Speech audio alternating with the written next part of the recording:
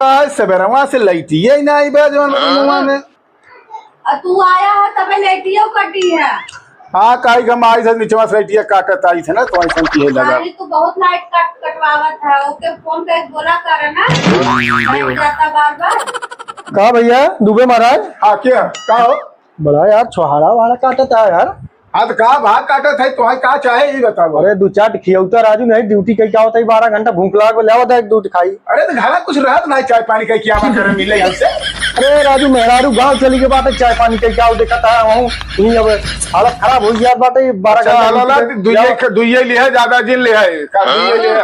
हम सब बैठी है हमें सबके को देबे नहीं करन। कहो राजू दूध छोहाड़ा देख ले भाभी खा ले निकल भैया। अरे ले भाभी तू ले। चलो हो छोहाड़ा ले ले चलो चलो। अरे यार दे यार हमारा दे यार तू फलंगा बोला जा जौन भाई तोय बोलावा तू ते अपना खा के लम्बा ना के गांव छोड़ जा जौन भाई और उसी पैसे सब है जौन जब अपना कमा जौन छोड़ा हमार किया तो दे यार से जौन भाई पड़ोसी बना पड़ोसी निकुरा बना आज से आया जी हमारे पहले बता के मैं ऊपर करना उस समझ जाने गिटे चारा